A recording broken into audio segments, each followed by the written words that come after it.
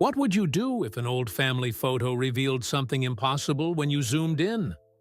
When Marnie finds a dusty picture from 1968, she doesn't expect to uncover a 50-year-old secret that her grandmother has desperately tried to hide. Something, or someone, lurks in the background of that seemingly innocent photo, and they're reaching out across time with an urgent message. Some memories aren't just memories. Some secrets refuse to stay buried. Marnie Holloway sneezed as another cloud of dust rose from the cardboard box she'd just pulled from beneath the eaves.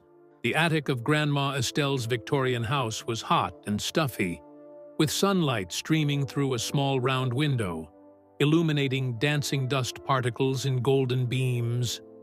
"You okay up there?" her mother called from the bottom of the fold-down ladder.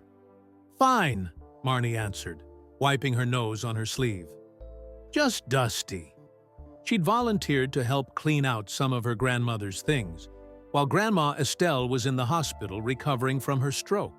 The doctors said Grandma would need to move to a smaller place after she got better. Some place without narrow staircases and rooms full of 60 years' worth of memories. "Remember, we're only sorting today," Mom had reminded her. Small boxes for keeping, large boxes for donating. So far, Marnie had found 3 boxes of old clothes, a collection of chipped teacups, and what looked like every Christmas card Grandma had received since 1975. But this box was different. It was smaller than the others and sealed with yellowed masking tape that crumbled when she touched it. Inside were photographs, hundreds of them, not organized in albums but loosely piled together like autumn leaves. Marnie gently lifted handfuls of memories, faded color snapshots, black and white portraits with scalloped edges, Polaroids with their distinctively thick borders. "Mom, I found pictures," she called down excitedly. Her mother's footsteps creaked on the ladder rungs. "Your grandmother never threw a single photo away," she said as her head appeared through the attic hatch. "Are they in albums?" Marnie shook her head. "All loose. But look how young Grandma was." She held up a photo of a teenage girl with a beehive hairdo and cat-eye glasses, standing beside an old-fashioned car. The back of the picture was stamped June 1967. "That's her senior year of high school," Mom said, taking the photo with a gentle smile, "before she met your grandfather." Marnie dug deeper into the box. Most photos were of people she didn't recognize, distant relatives or long-forgotten friends. But one picture in particular caught her eye. It showed a group of 5 teenagers at what looked like a summer fair or carnival. They stood in front of a striped tent, cotton candy and prize stuffed animals in hand, their faces split with wide grins. The photo was in color, though the colors had faded to a dreamy golden haze. "That's Grandma," Marnie said, pointing to a girl in the center. Unlike the formal pose in the high school photo, Grandma Estelle looked truly happy here. Head thrown, back in mid-laugh, arms slung around a tall boy beside her. She wore bell-bottom jeans and a flower-patterned top, her long hair loose around her shoulders. Marnie flipped the photo over. Someone had written on the back in faded blue ink, "County Fair, July 1968. The best day. Can I show this to Grandma when we visit today?" Marnie asked, carefully setting the carnival photo aside from the others. Her mother nodded. She might enjoy seeing that. The doctors say familiar things can sometimes help stroke patients reconnect with their memories. They spent another hour sorting through the attic treasures before loading the keep boxes into their car and heading to Riverside General Hospital. Grandma Estelle's room was sunny but small, made smaller by the medical equipment surrounding her bed. She looked tiny against the white sheets, her once plump frame now appearing almost deflated. like a balloon days after a party. The left side of her face drooped slightly, but her eyes lit up when Marnie walked in. "There's my girl," she said, her words slightly slurred but understandable. Marnie hugged her carefully, mindful of the IV tube. "We found a treasure today, Grandma. Look." She pulled the carnival photo from her pocket and held it out proudly. The change in Grandma Estelle's expression was immediate and shocking. The smile vanished from her face. Her right hand, the one that still worked properly, began to tremble slightly. "Where did you find that?" she asked, her voice suddenly hoarse. "In a box in the attic," Marnie answered, confused by her grandmother's reaction. "It looks like you were having fun.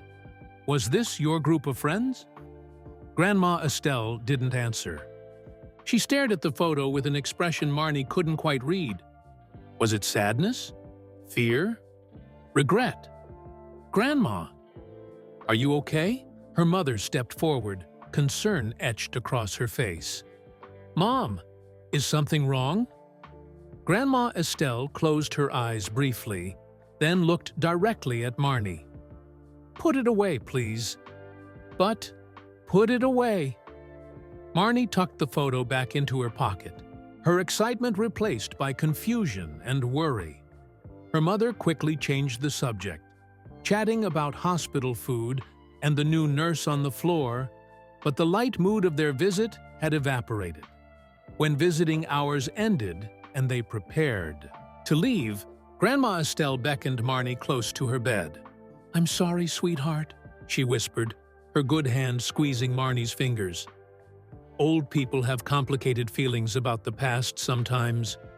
Marnie nodded, though she didn't really understand. As they reached the door, Grandma called out once more. "Marnie?" She turned back. "Yes, Grandma?" Grandma Estelle's face looked suddenly older, the wrinkles deeper, her eyes carrying a weight that hadn't been there when they arrived. "Some memories," she said softly, "are better left in the past." On the drive home, the photo seemed to burn in Marnie's pocket like a small, rectangular flame. What could possibly be so upsetting about a happy day at the fair in 1968? The question followed her through dinner. Mom's lasagna, usually her favorite, though tonight she mostly pushed it around her plate, and homework, math problems she solved on autopilot, and her nightly routine of brushing teeth and changing into pajamas. The photo now sat on her desk, propped against her pencil cup. In the glow of her bedside lamp, the teenagers' faces looked different somehow. Less carefree, more like they were hiding something behind their smiles. Marnie picked up the photo one more time before bed, studying each face carefully.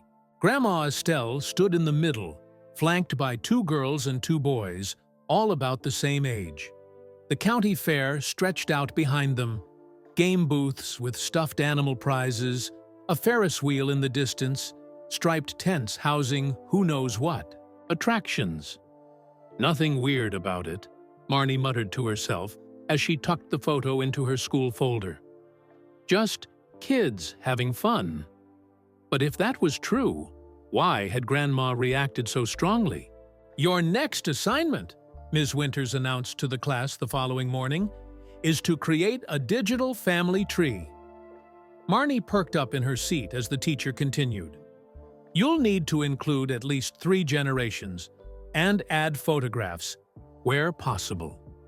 This will be part of our unit on personal history and digital presentation skills." Whispers rippled through the classroom. Dion, who sat next to Marnie, groaned. "My mom's gonna make me call all my aunties for this." But Marnie was already planning. Those boxes in the attic had been full of family photos, a perfect resource for her project. And maybe, just maybe, she might learn something about the mysterious fair picture too. When she got home, she asked her dad if she could borrow his scanner. "What for, kiddo?" he asked, looking up from his laptop at the kitchen table. "School project. We have to make a digital family tree with pictures. Dad nodded. Good timing. We've got all those photos from Grandma's place. The scanner's in my office. Want me to show you how to use it? 20 minutes later, Marnie had set up a scanning station on her desk. Her dad had shown her how to place photos face down on the glass, close the lid, and click the scan button on his laptop. The digital copies would save automatically to a folder called Marnie's Project. She started with the obvious choices: her parents' wedding photo, a 4-generation picture from her baby christening, school photos of herself and her older brother Trey, who was away at college now. Then she carefully sorted through the box they'd brought home from Grandma's attic.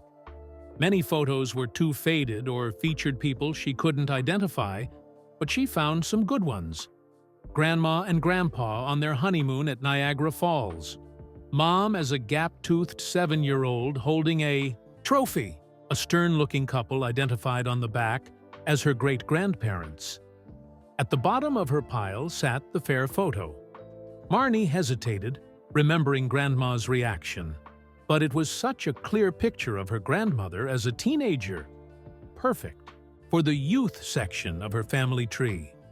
Surely it wouldn't hurt to scan it. She placed it on the scanner, clicked the button, and watched as the bright light moved slowly beneath the glass, capturing every detail. When the digital version appeared on screen, Marnie was surprised by how much clearer it looked. The scanner had somehow brightened the colors and sharpened the details that time had faded in the original.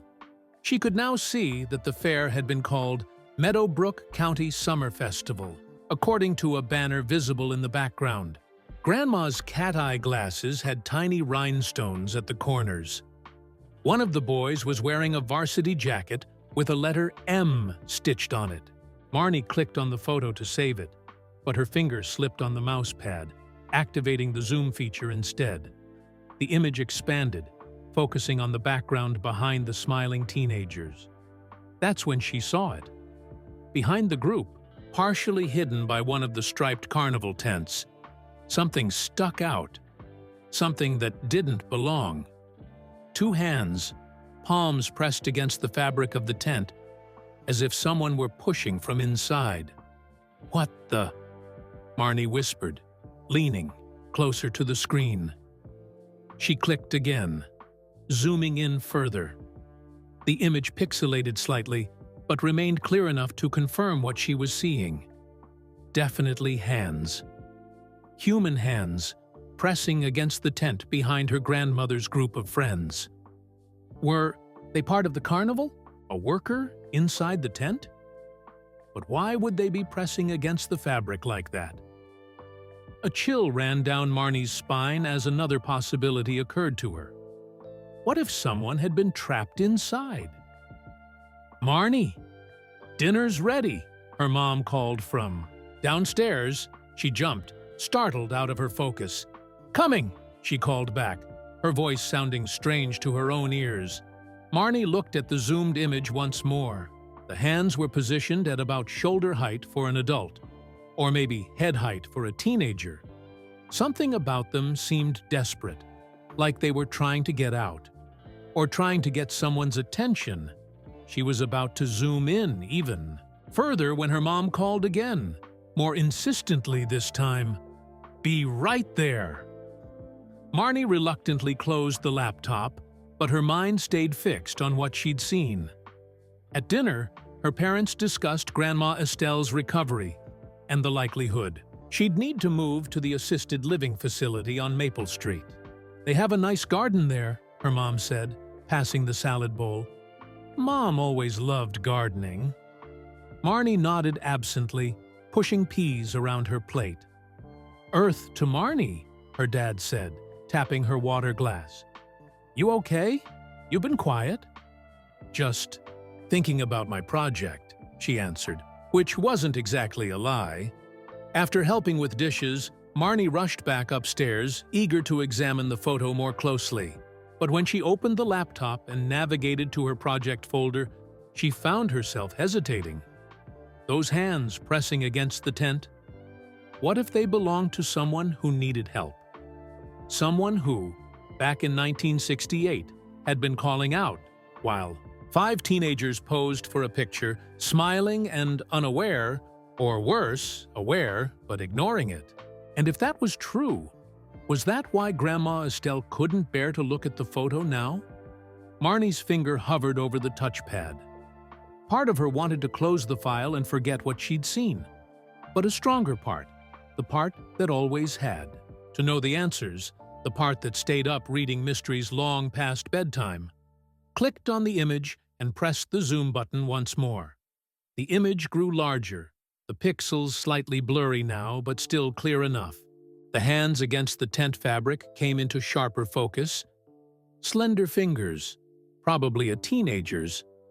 One of the hands seemed to be gripping something, maybe the tent pole. Marnie leaned closer to the screen, squinting.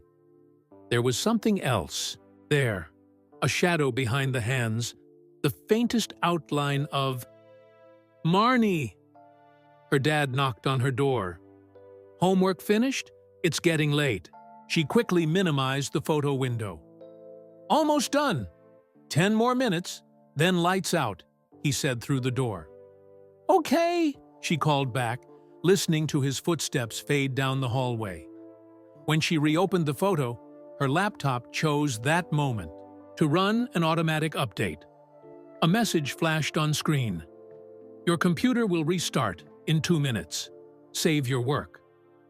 No, no, no, Marnie muttered, frantically clicking the postpone button, but it was too late. The computer had already begun its shutdown sequence. She groaned in frustration, watching as her screen went dark. She'd have to wait until tomorrow to continue her investigation. As she got ready for bed, her mind kept returning to those hands pressing against the tent fabric. Who did they belong to? Why hadn't anyone in the photo, including her grandmother, seemed to notice? These questions followed her into her dreams. In her dream, Marnie stood in the middle of a county fair. Colored lights blinked around her. Carnival. Music played from somewhere nearby, and the sweet smell of cotton candy hung in the air. But something was wrong. The fairground was empty of people. Silent bumper cars, a motionless Ferris wheel, game booths with no carnival barkers. She walked toward a row of striped tents, drawn to the largest one in the center. As she approached, she noticed the canvas moving. Not from wind, but from someone pushing against it from inside. "Hello," she called. "Is someone in there?" A muffled voice answered, "Help me. Please, help me." Marnie reached for the tent flap, but it was sewn shut. The hands pressed harder against the fabric, creating an outline of a person. "Who are you?" she asked. "They left me here," the voice said. "They took the picture and left me here." "What picture? Who left you?" "Look closer," the voice insisted. "You have to look closer." The tent began to glow from within, brighter and brighter, until the light was blinding. Marnie sat bolt upright in bed, heart pounding. Her bedroom was dark, except for a strange blue light. Her laptop screen was on, but that was impossible. She'd watched it shut down completely before going to bed. Yet there it was, the screen glowing in the darkness, displaying the fair photo. And it was zoomed in on the section with the hands. Marnie stared at her desk from her bed, frozen. She hadn't left the computer on. She was sure of it. Slowly, she slid out from under her covers and approached the desk. The room was silent, except for the soft hum of the laptop fan and her own shallow breathing. The photo filled the screen, zoomed in on those mysterious hands. But now, in the glow of the screen against the darkness of her room, Marnie could see something she'd missed before. Between the hands, partially obscured by shadow, was a face. A teenage boy's face, looking out from behind the tent, his expression unclear in the grainy zoom. Marnie reached out a trembling finger to touch the touchpad, wanting to zoom in further. Before she could, the screen flickered once, twice, and went completely black. She pressed the power button. Nothing happened. She pressed it again, holding it down longer. Still, nothing. It was as if all the power had been drained from the battery. Marnie stumbled back to bed, pulling the covers up to her chin. It had to be a weird coincidence. Computers did strange things sometimes. Maybe she'd left it in sleep mode instead of shutting it down completely. Maybe the zoomed photo had been the last thing on screen. Maybe she was just letting her imagination run wild.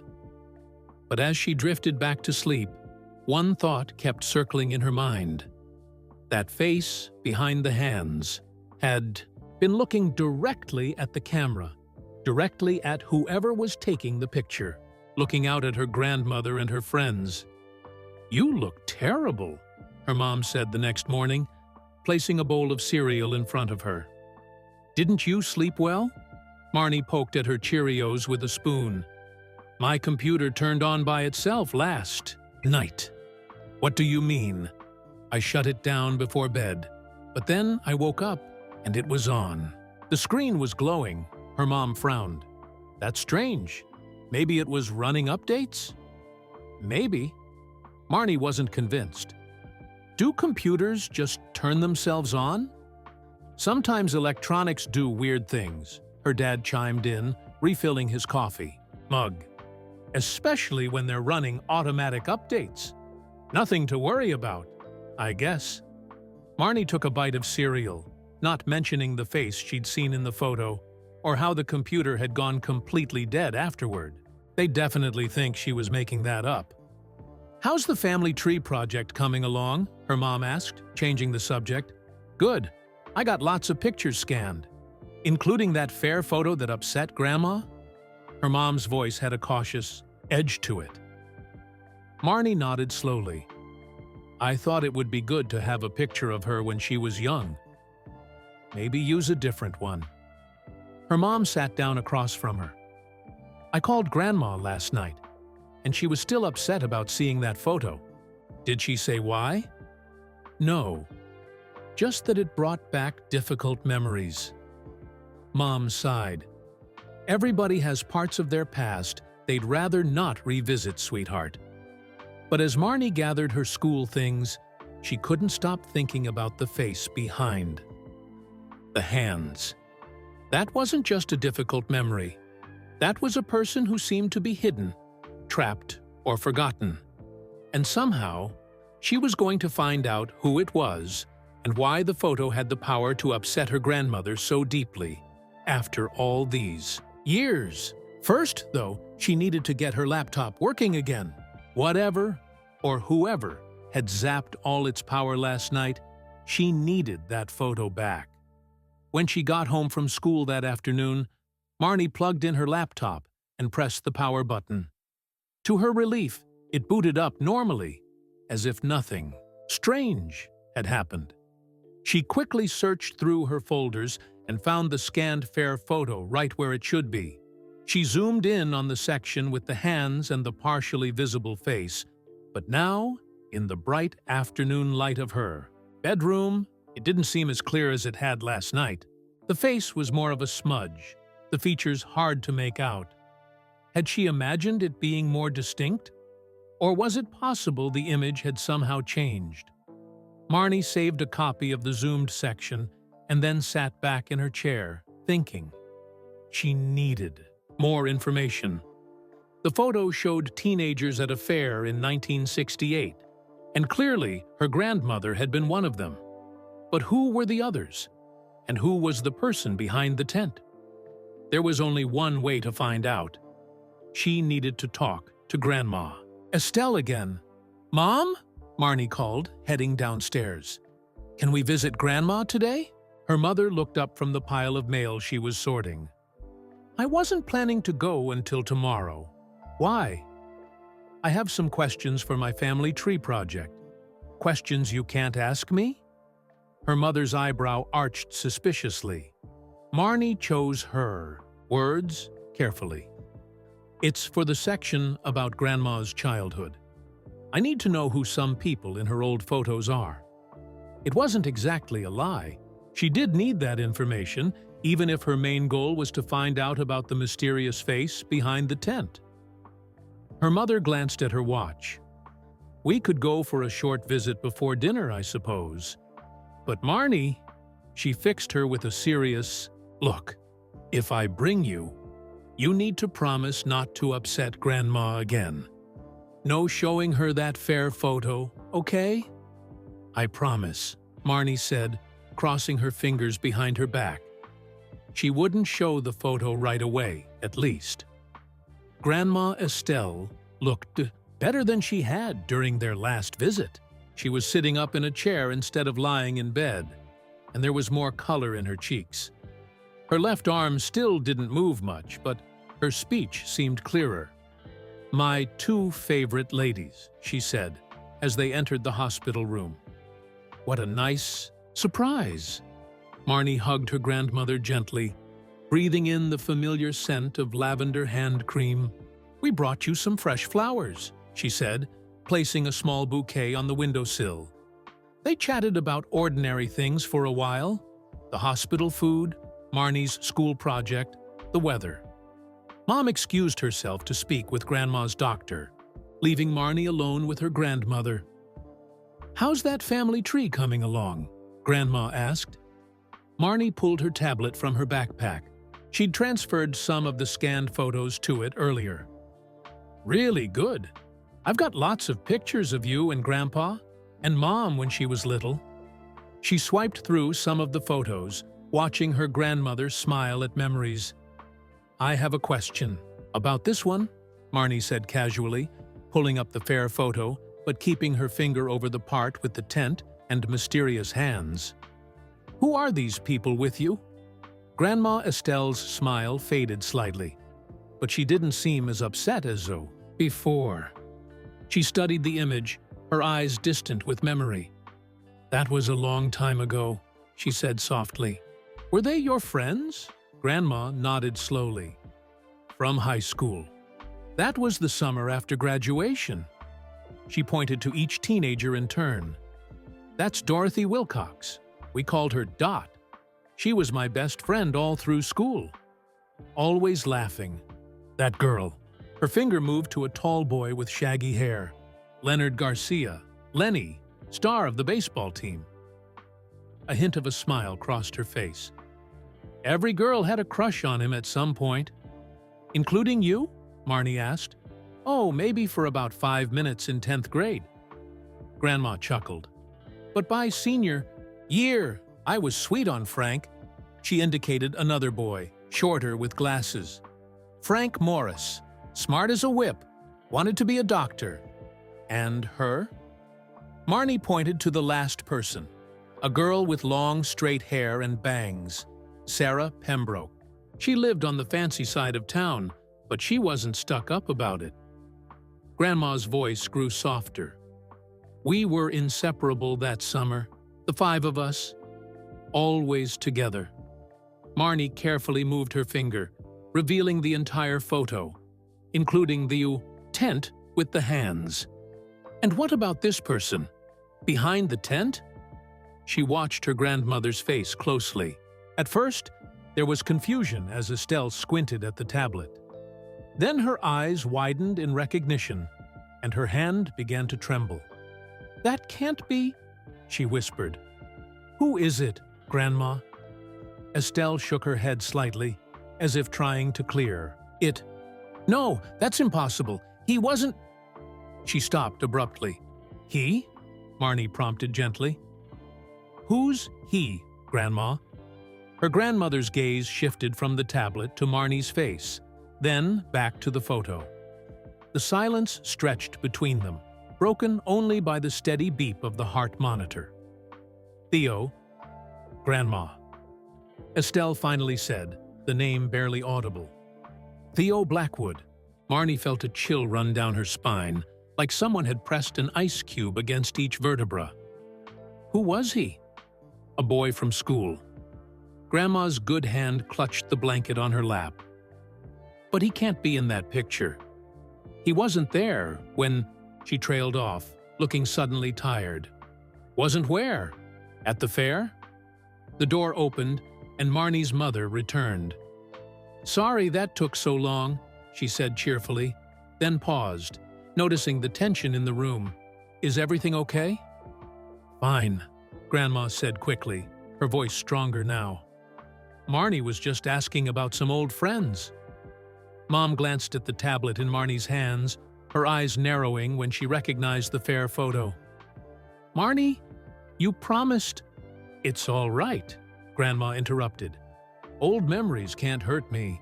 I was just telling her about my high school friends." Marnie reluctantly put the tablet away, frustration bubbling inside her. She'd been so close to learning something important.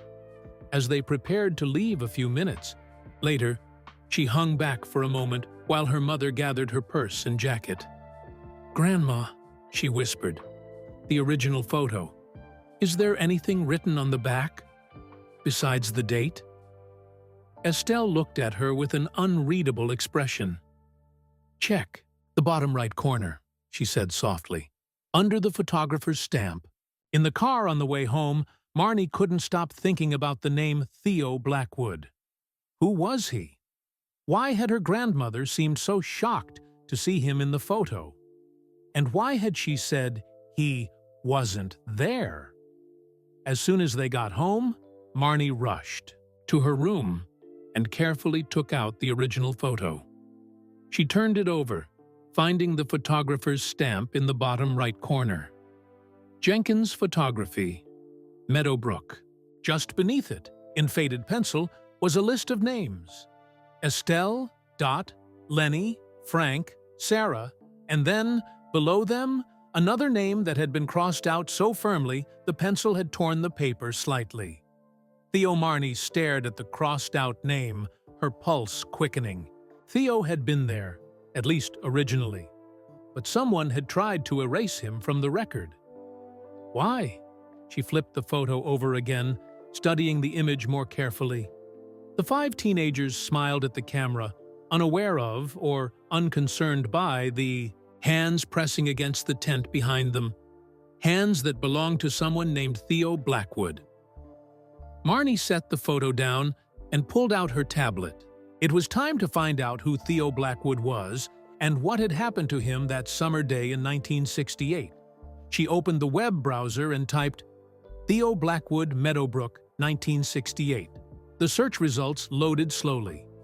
Most were unrelated, current people, with similar names, businesses in Meadowbrook, events from other years. She was about to try a different search when one result caught her eye. Meadowbrook Historical Society Digital Archives. Marnie clicked the link, which led to a page explaining that the Historical Society had been digitizing old local newspapers. She typed Blackwood into the archive's search box and waited. 3 results appeared, all from the summer of 1968. Her heart began to race as she clicked on the first one, dated July 15, 1968. The newspaper page loaded, showing a grainy black and white scan of the Meadowbrook Gazette. Near the bottom of the front page was a headline that made Marnie's stomach tighten. Local teen missing after county fair. Below it was a school photo of a boy, about 16 or 17 years old. He had dark hair that fell across his forehead, serious eyes and a slight smile, not the full grin of someone comfortable in front of a camera. The caption read, "Theodore Theo Blackwood, 17, last seen Saturday evening." Marnie read the article, her hands slightly shaking. Meadowbrook police are seeking information regarding the whereabouts of Theodore Blackwood, 17, who was reported missing after attending the county fair on Saturday. The high school senior was last seen at approximately 7:30 p.m. near the carnival section, according to friends who attended the fair with him. Blackwood did not return home Saturday night, and his parents reported him missing Sunday morning.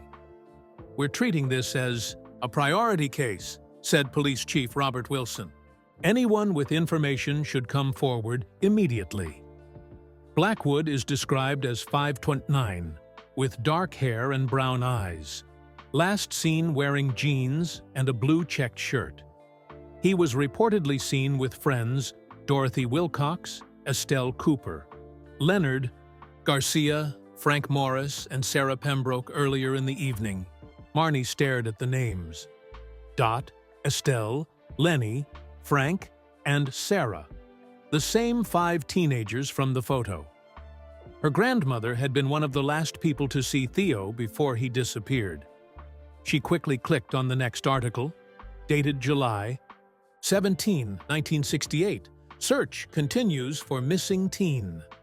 This article was longer, describing how police and volunteers had been searching the fairgrounds and surrounding areas. There was mention of Theo's parents pleading for information, and a quote from the school principal about Theo being a quiet but well-liked student. One paragraph jumped out at Marnie. Police are investigating reports that Blackwood may have been involved in an altercation earlier in the evening. We're following several leads, said Detective James Morgan, who declined to elaborate further. Sources close to the investigation suggest that foul play has not been ruled out. Foul play. The word sat heavy in Marnie's mind. Something bad had happened to Theo. Something worse than just running away or getting lost. The third article, dated August 3, 1968, was the shortest and most disturbing. Blackwood case grows cold. As the search for missing teenager Theodore, Blackwood enters its third week, police admit they are no closer to discovering what happened to the 17-year-old who vanished during the county fair last month. The case has baffled investigators, with no significant clues found despite extensive searches. We continue to pursue all leads, said Police Chief Wilson, though sources within the department indicate that the investigation has stalled. Several witnesses have been questioned multiple times, including the group of friends who were with Blackwood earlier in the evening. All maintain they separated from him around 7:30 p.m., with plans to meet later at the Ferris wheel, a meeting Blackwood never arrived for. The Blackwood family is offering a $1,000 reward for information leading to Theodore's whereabouts. That was it. No resolution, no answers, just a teenager who went to a fair with his friends and never came home. And one of those friends was Marnie's grandmother. Marnie set down her tablet, her mind racing.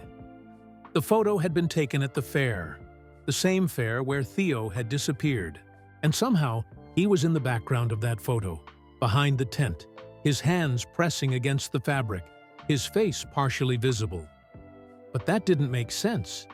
If Theo was missing, how could he be in the photo? And if he was in the photo, why had her grandmother and the others told police they'd separated from him? Something wasn't adding up. Marnie picked up the original photo again. The timestamp printed on the back read 8:15 p.m., nearly an hour after the group supposedly separated from Theo. Yet there he was, behind them, while they smiled for the camera, as if nothing was wrong. Had they lied to the police? Had they known where Theo was all along? The sound of footsteps in the hallway startled her. She quickly gathered the photo and her tablet as her bedroom door opened. "Find anything interesting for your project?" her dad asked, poking his head in. Yeah, Marnie said, trying to sound casual. "Lots of great old pictures. Your mom said you went to see Grandma today, just for a little while." Her dad nodded, then gave her a curious look. "What's with all the searching about Meadowbrook? Mom said you were asking Grandma all sorts of questions about her high school days." "It's for the family history part," Marnie explained. "I want to know what life was like back then." "Well, don't stay up too late researching. It's a school night." He started to leave, then turned back. "By the way, Mom called Grandma after you got home. She was pretty upset." Marnie's stomach dropped. "Upset about what?" About you showing her that fair photo again after Mom asked you not to.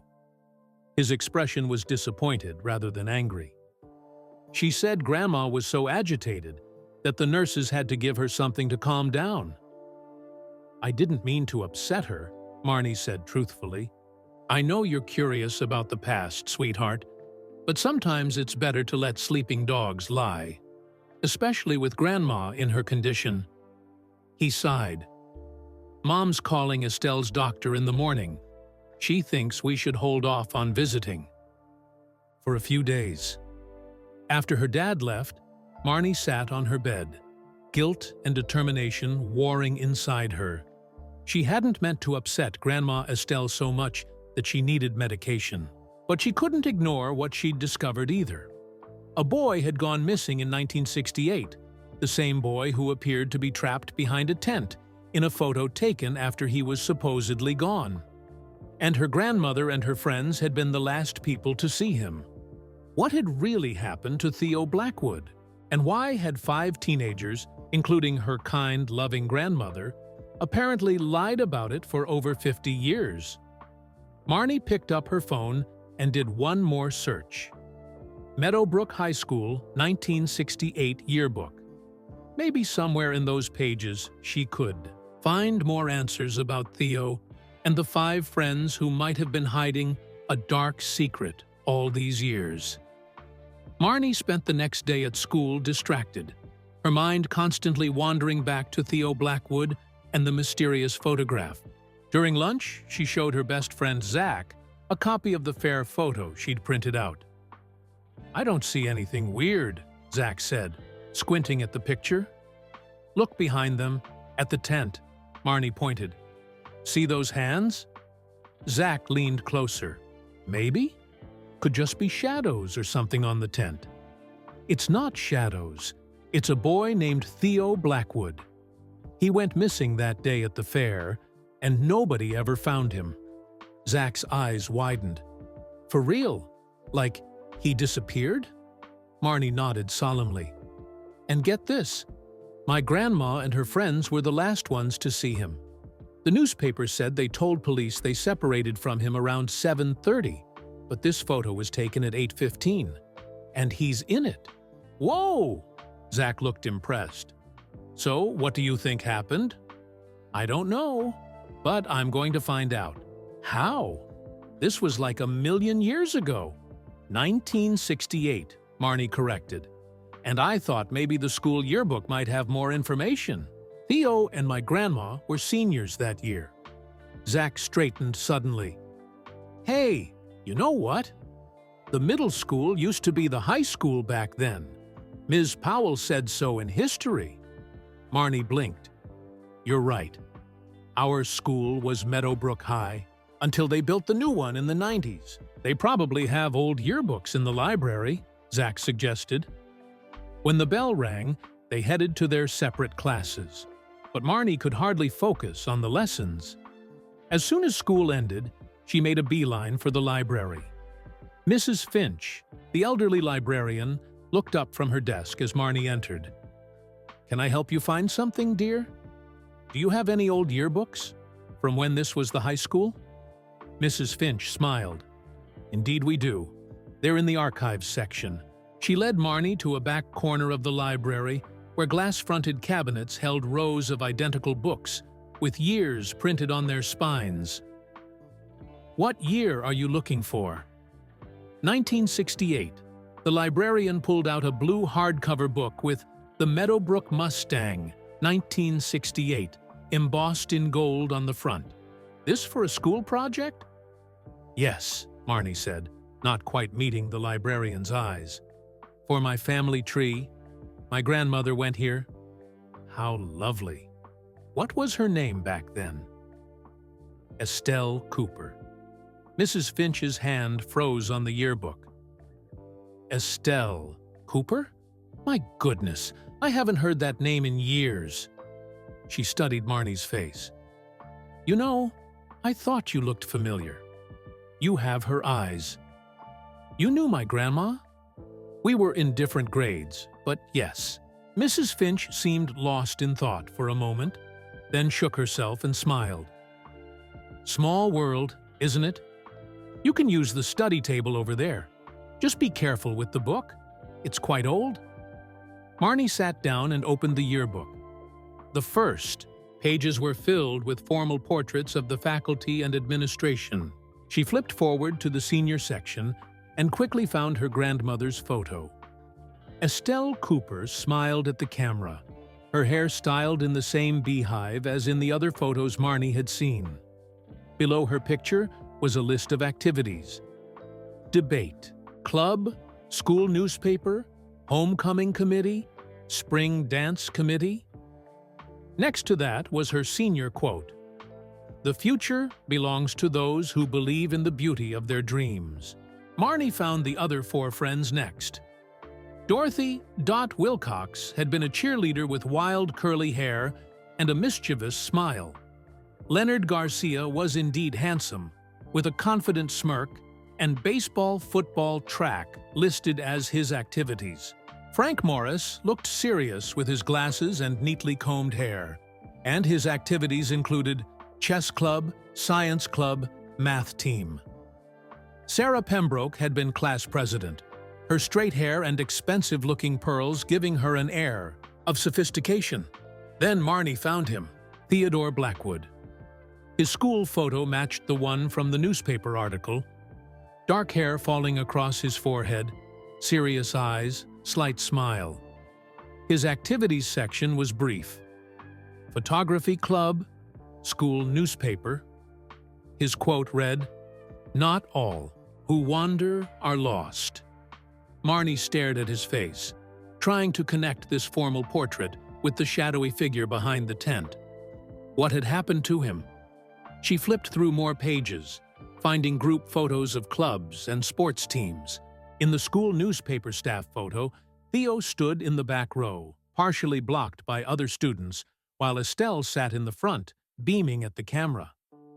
Near the end of the yearbook was a section titled Senior Memories, filled with candid shots of students at various events. One photo showed Estelle, Dot, Lenny, Frank, and Sarah together at a bonfire, arms linked, laughing.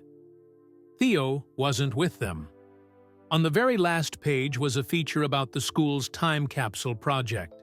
The caption read, "Seniors Bury Time Capsule on school grounds to be opened in 50 years during the town's bicentennial celebration." In the photo, students stood around a metal box while the principal held a shovel.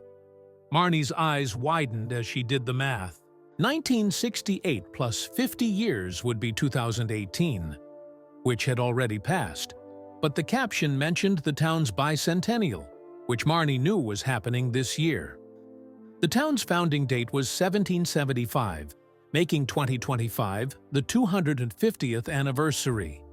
She looked closer, at the time capsule photo, and spotted her grandmother in the crowd.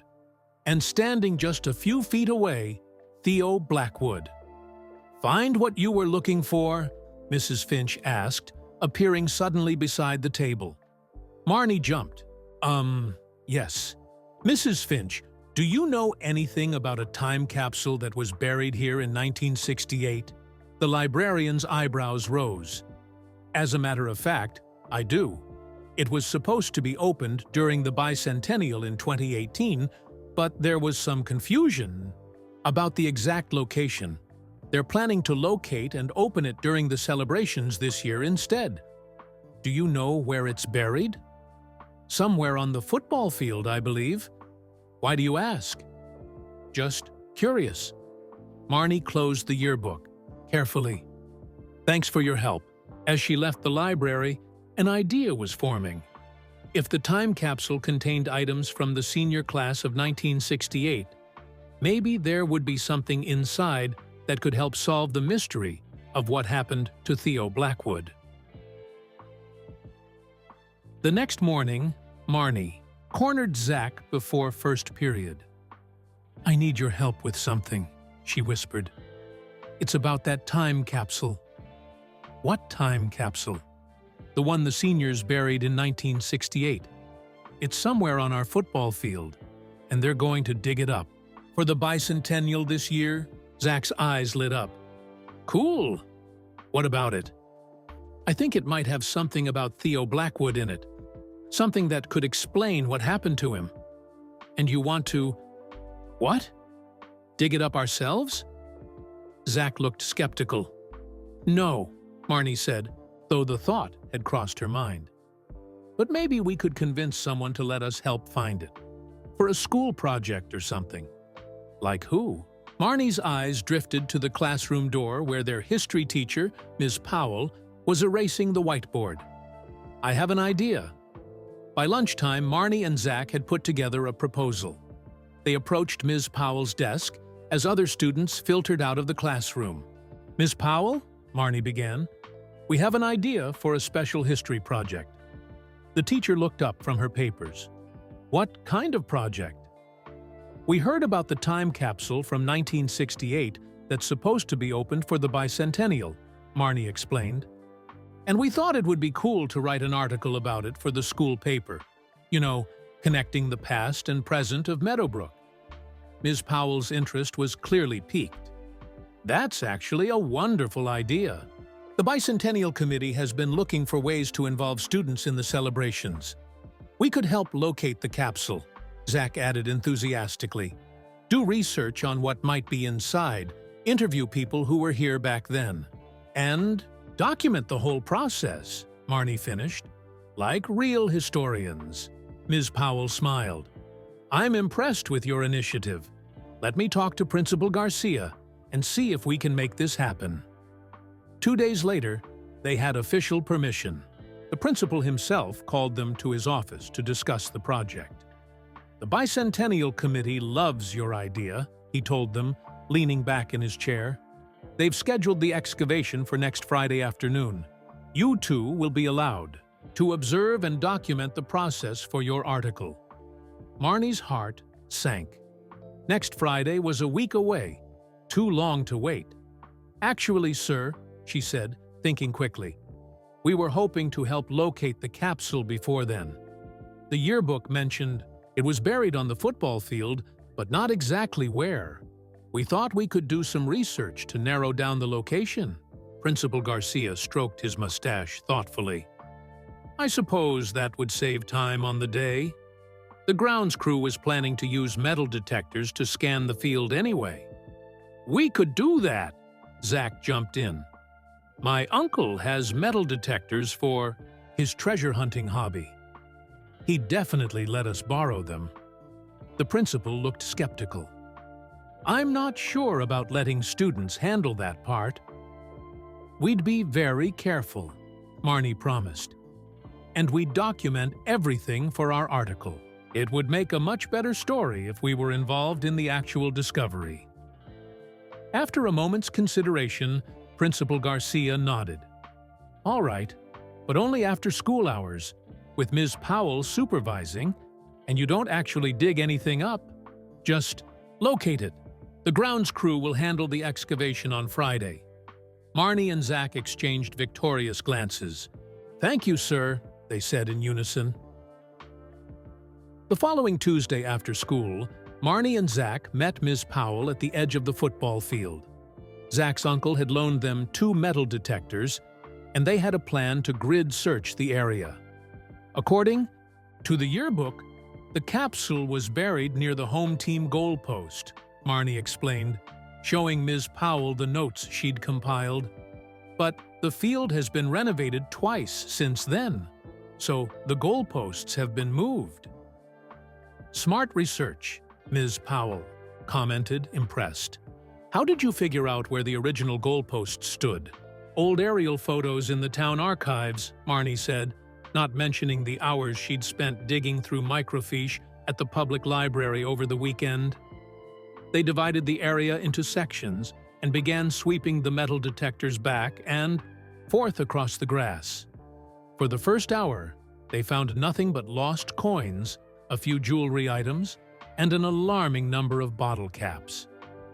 This is harder than I thought, Zach complained as the sun began to dip lower. Keep trying, Marnie encouraged him. The yearbook said it was a metal box about the size of a microwave. It has to set off the detectors. Ms. Powell checked her watch. We've got about 30 more minutes before I need to head home. Marnie moved to a section they hadn't covered yet, sweeping her detector methodically. Suddenly, a loud beep sounded. In her headphones. "I've got something!" she called excitedly. Zach and Ms. Powell hurried over as Marnie moved the detector around, pinpointing the strongest signal. "It's big, whatever it is," she said, kneeling down to examine the grass. "And it's metal. This could be it," Miss Powell said. She took a small gardening trowel from her bag and carefully removed a plug of grass, revealing dark soil beneath. "Let's just take a quick peek to see if there's metal down there. We won't dig it up completely." After removing a few inches of soil, the trowel clinked against something solid. Ms. Powell brushed away more dirt, revealing a rusty metal corner. "I think we found it," Zach exclaimed. Marnie felt a mix of excitement and apprehension. After all her research, the time capsule was really here, potentially holding answers about Theo Blackwood's disappearance. "We should mark the spot and inform Principal Garcia," Ms. Powell said, standing up. "He'll want to let the Bicentennial Committee know right away." "But we found it," Marnie protested. "Couldn't we just see what's inside? Just a quick look?" Ms. Powell shook her head firmly. "The agreement was that you would locate it, not open it. The official unveiling is scheduled for Friday. That's 3 days away," Marnie said, trying to hide her disappointment. 3 days isn't so long," Ms. Powell assured her, not understanding the urgency Marnie felt. "You'll both be given special recognition for finding it. Now, help me fill this back in and mark the spot." They reluctantly covered the metal corner with soil and replaced the grass plug. Ms. Powell marked the location with a small flag and took photos with her phone. "Great work, team," she said, smiling. "This is going to be a wonderful addition to the bicentennial celebrations." As they packed up the metal detectors, Marnie's mind was racing. She couldn't wait 3 more days to find out if the time capsule contained answers about Theo.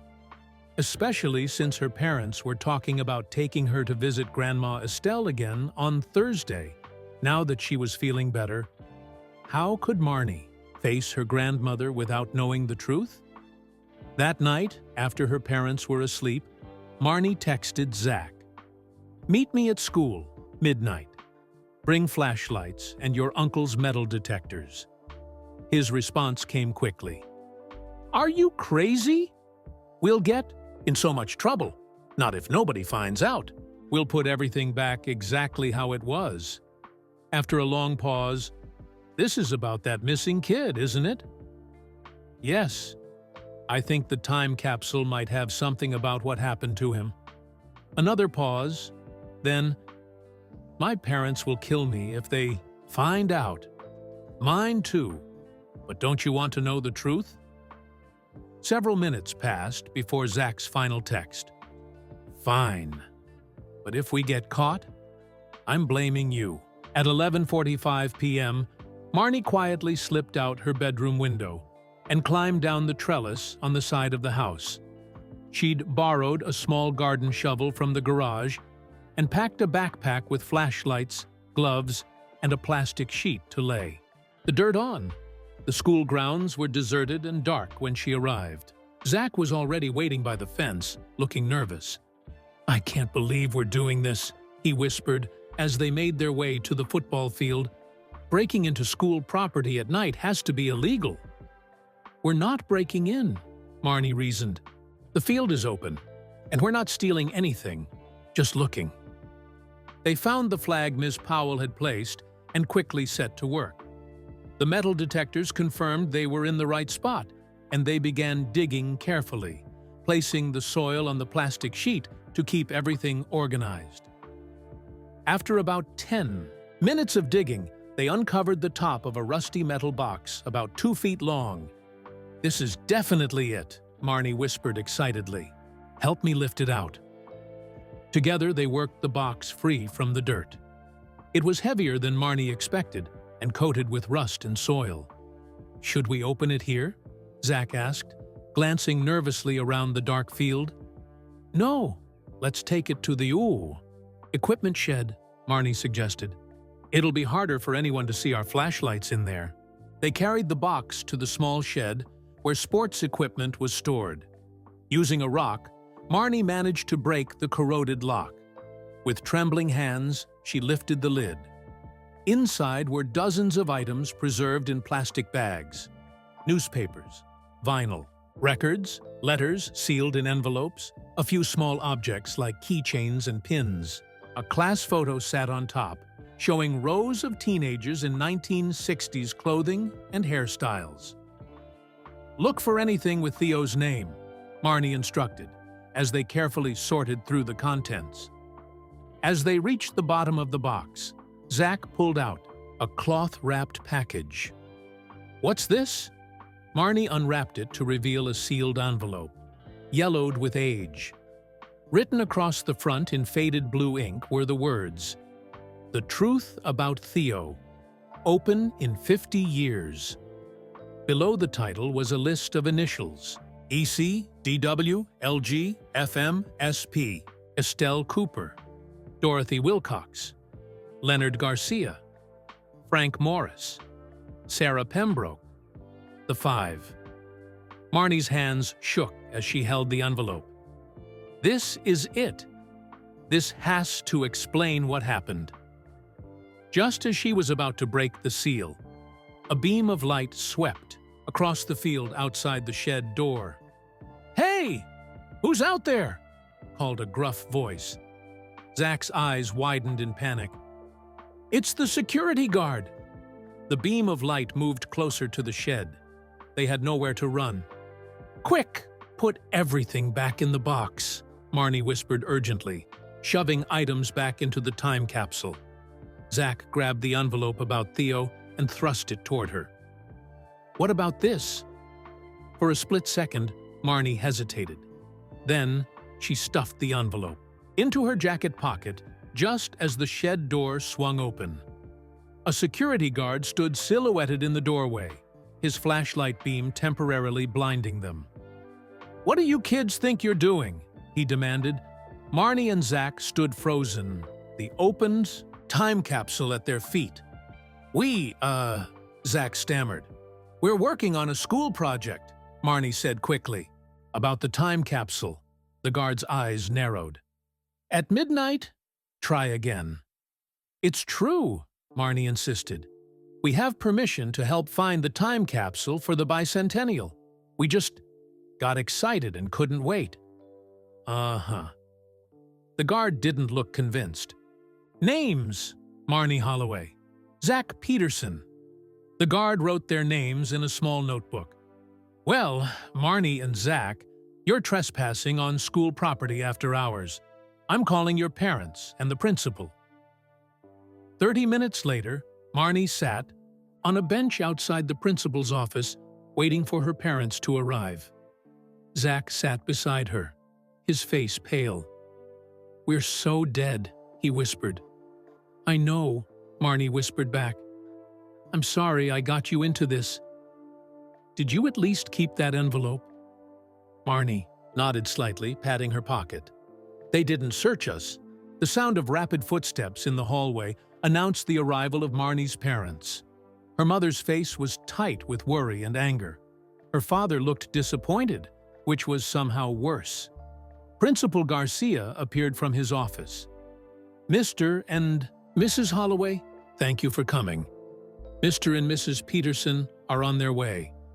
Once they arrive, we can discuss the consequences of tonight's actions."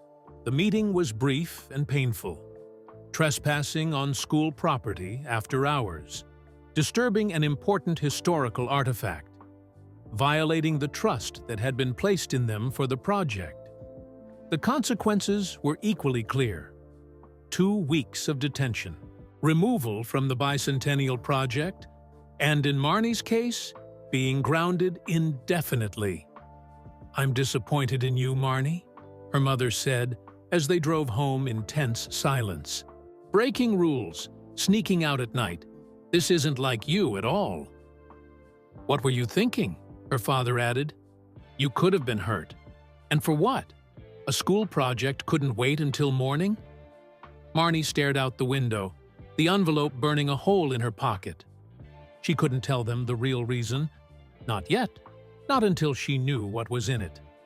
At home, her parents sent her straight to her room with confiscated phone and tablet. But they didn't know about the envelope hidden inside her jacket, now safely, tucked between her mattress and box spring. Marnie lay awake for hours, thinking about Theo Blackwood and the 5 teenagers who had written something about him and sealed it away for 50 years. What truth were they hiding? And was her grandmother really involved in something terrible? The next morning, Marnie's mom drove her to school in silence, then delivered more bad news.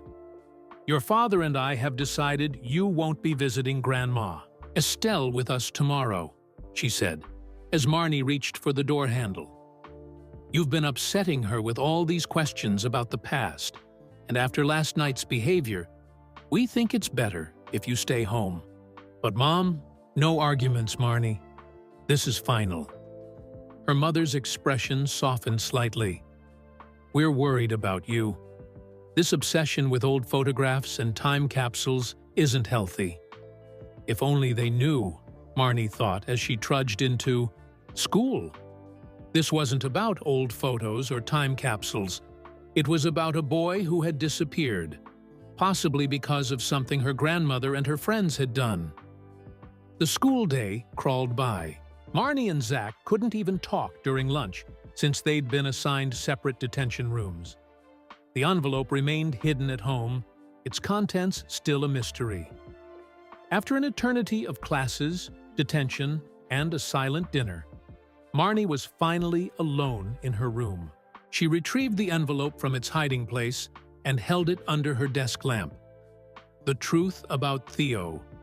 Open in 50 years. The paper was yellowed, the seal brittle with age.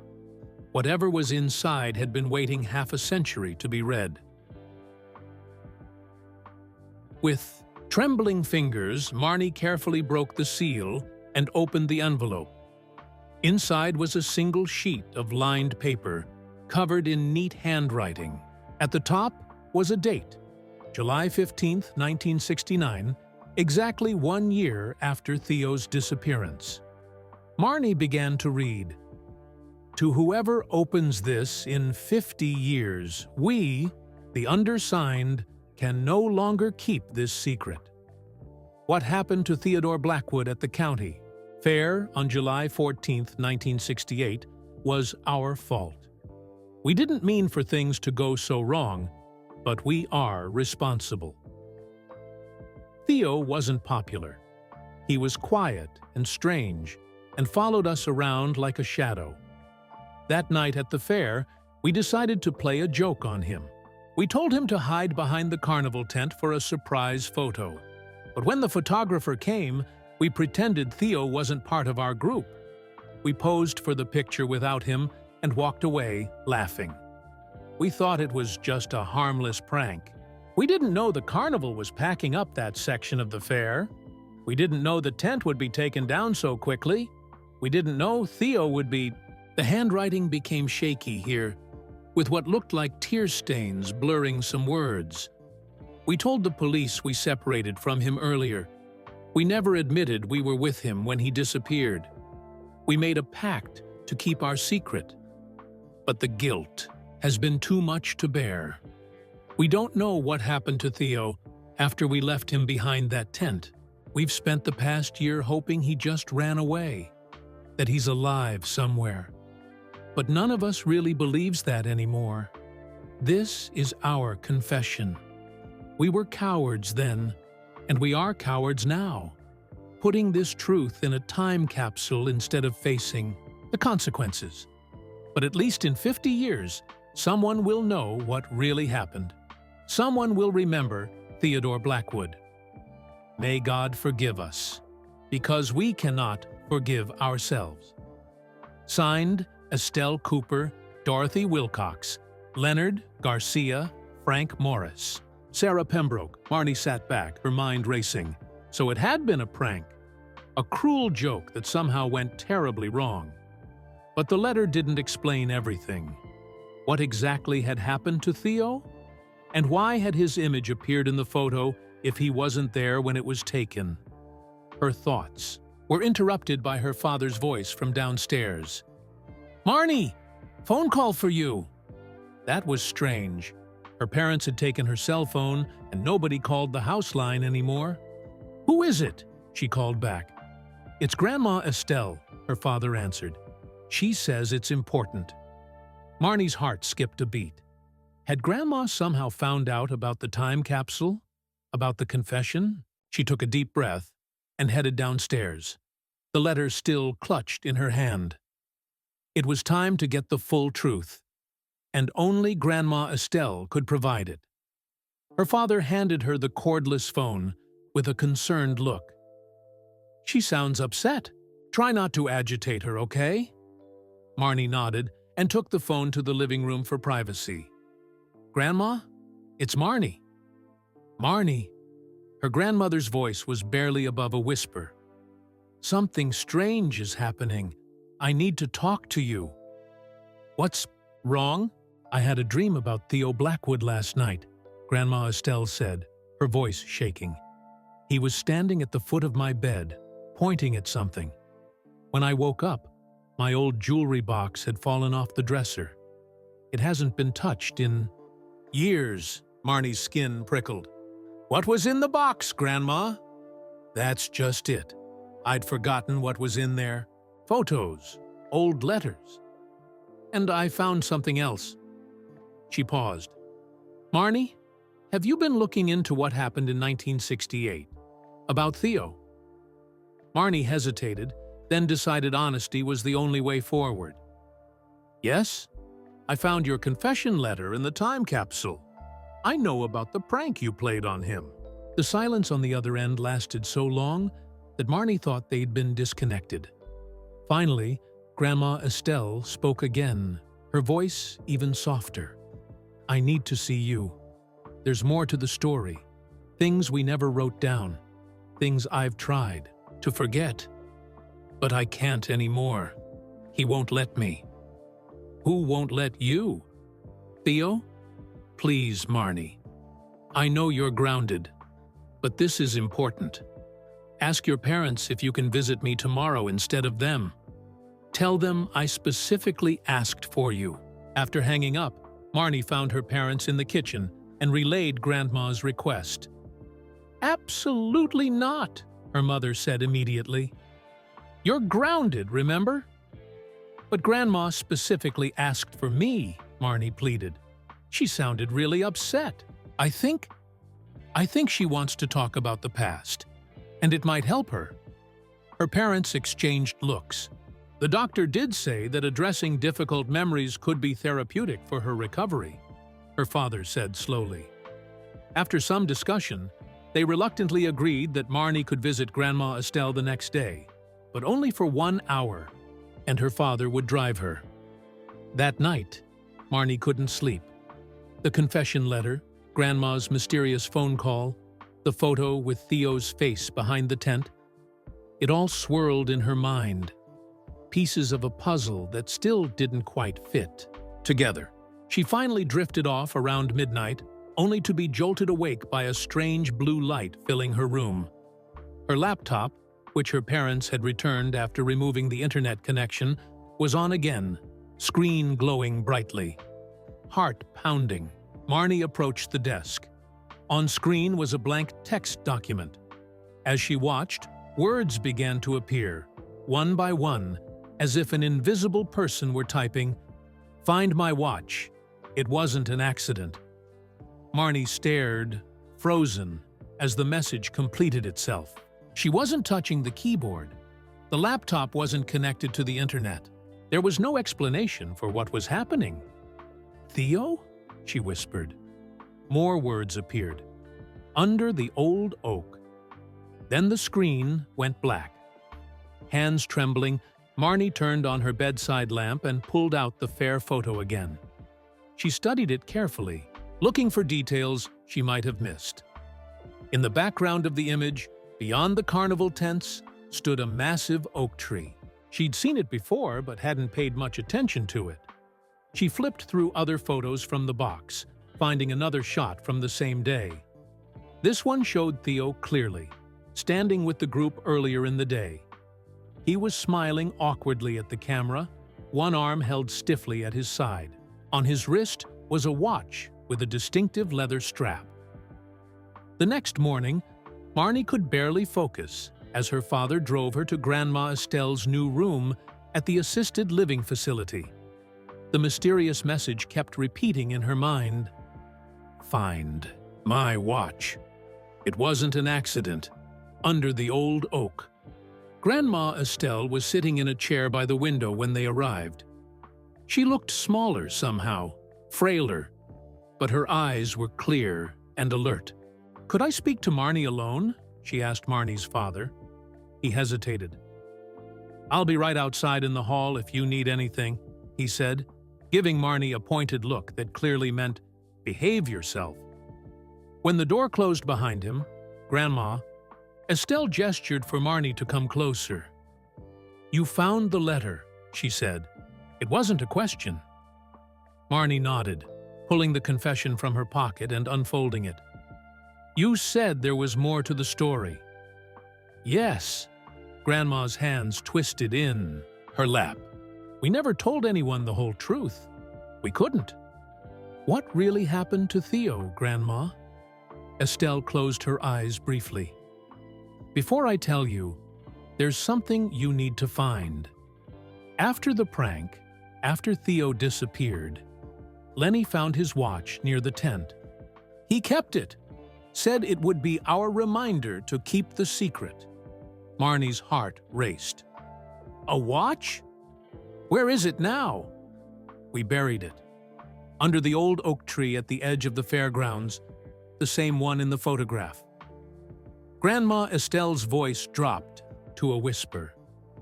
"How did you know about the watch, Marnie?" I think Theo told me."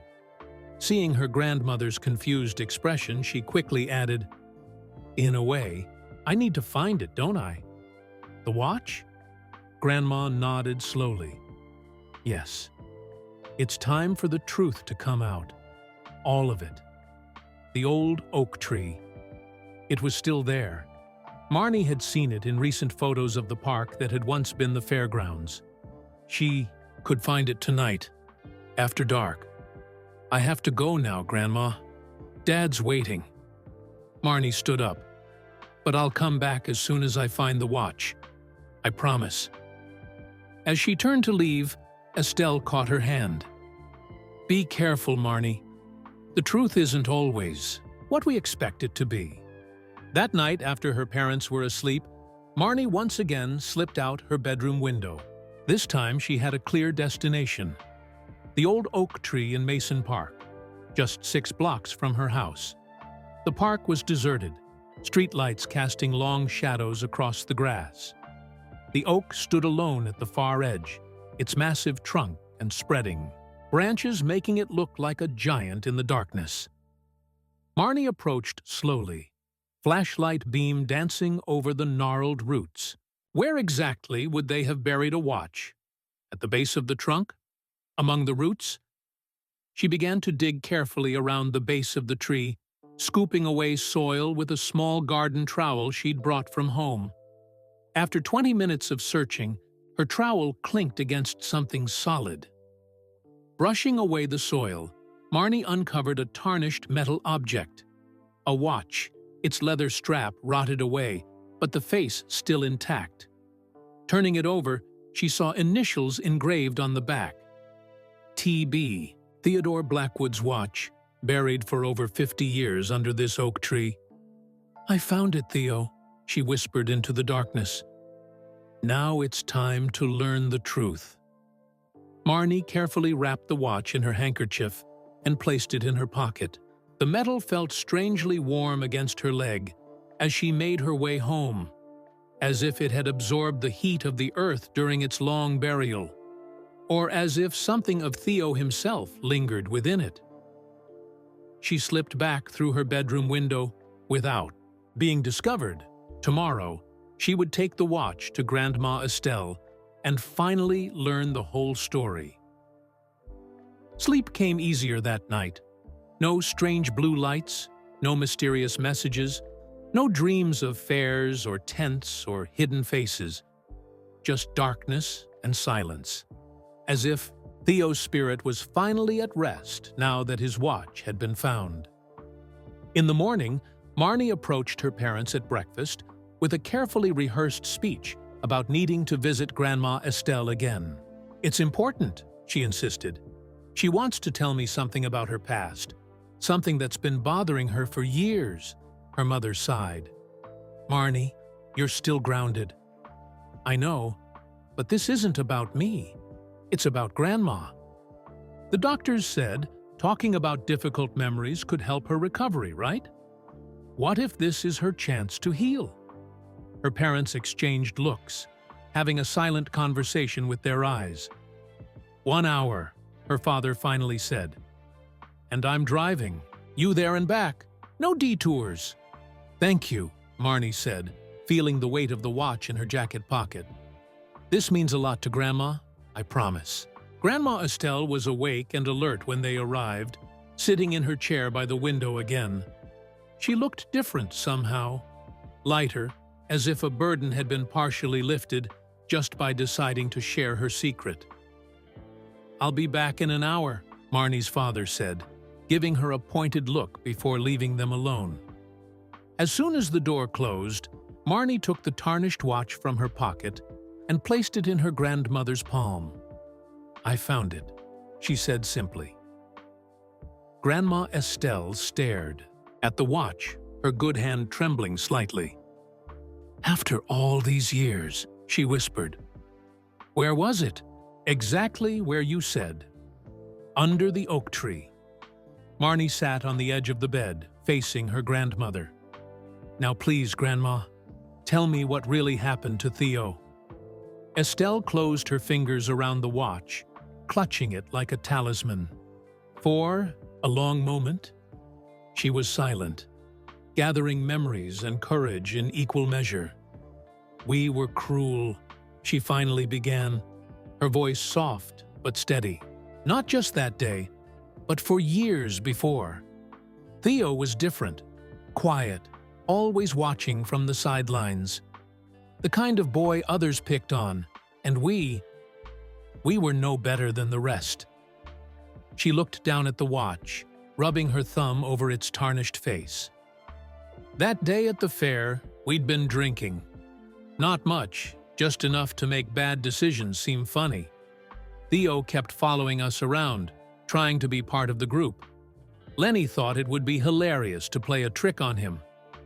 "The prank with the E.D. Audra photo," Marnie prompted gently. Estelle nodded. "We told him to hide behind the carnival tent, that we'd all surprise the photographer by jumping out at the last second. But we never intended to include him. We posed for the picture without him and walked away laughing." Her eyes grew distant with memory. The carnival was packing up that section of the fairgrounds. They were taking down the tent where Theo was, hiding. Her voice caught. "The metal pole. It was heavy, not properly secured. When the worker pulled it, it fell." Marnie felt a chill run through her. "It hit Theo?" "On the head."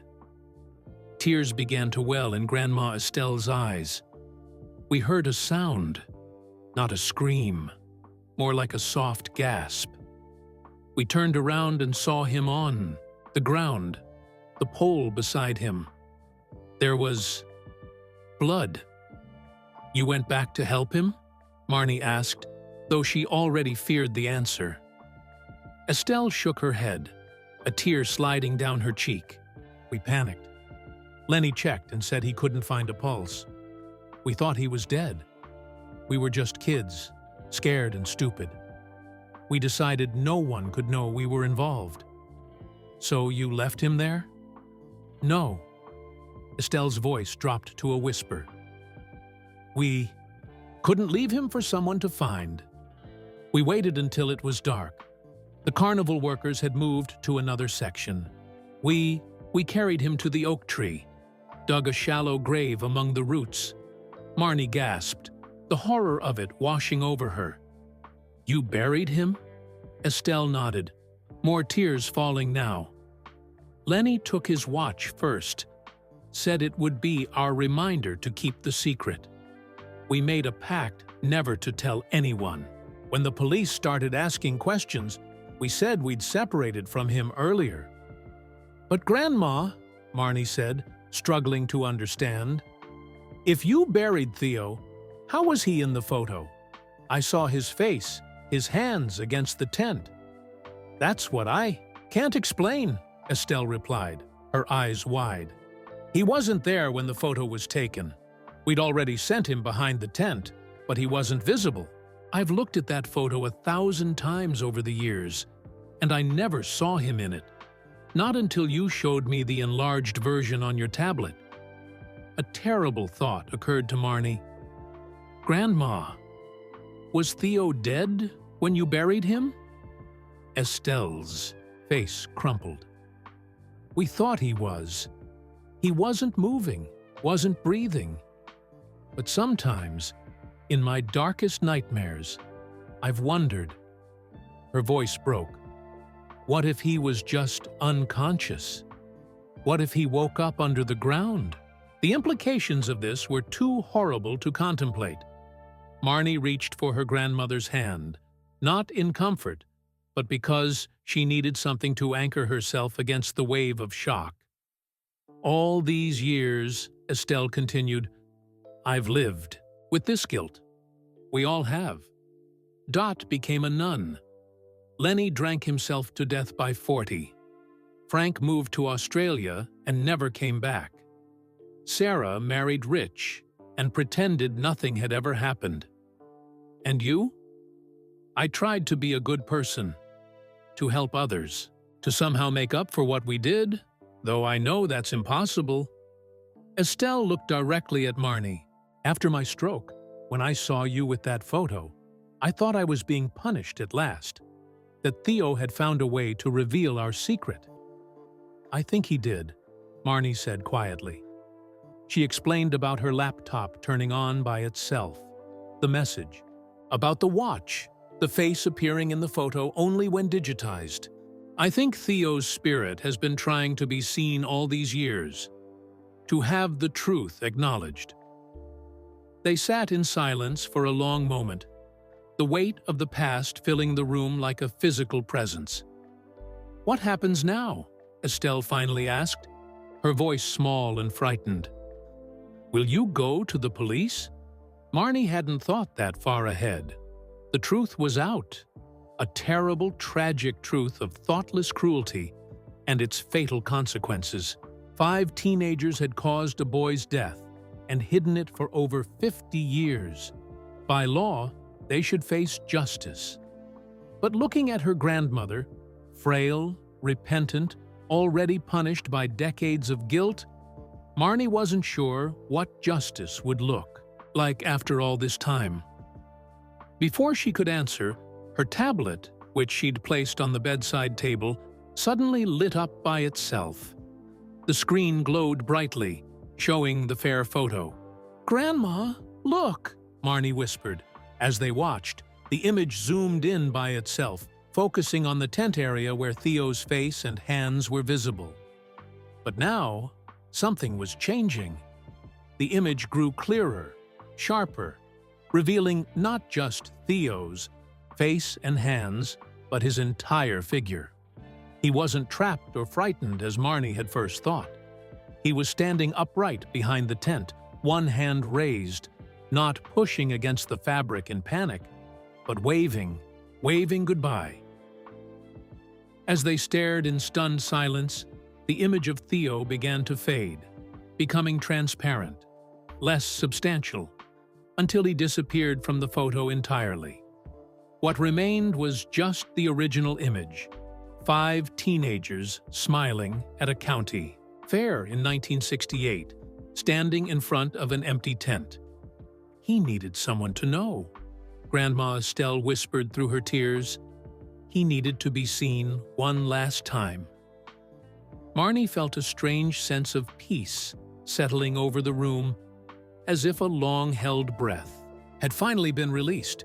The watch in her grandmother's hand suddenly felt cold, just an ordinary, tarnished timepiece with no supernatural warmth. "I think you're right," she said. He needed the truth to be acknowledged. And now it has been. Estelle reached for Marnie's hand, gripping it with surprising strength. "What will you do now?" Marnie thought about the oak tree, its roots holding secrets for over 50 years.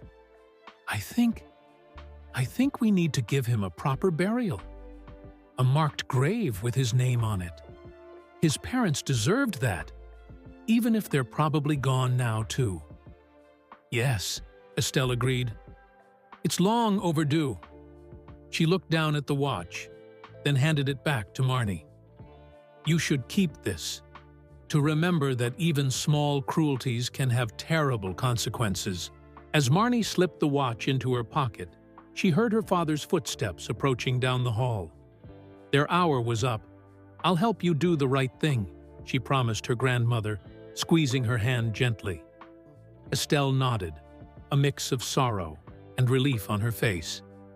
"Thank you for finding him, Marnie, for seeing what the rest of us couldn't or wouldn't see."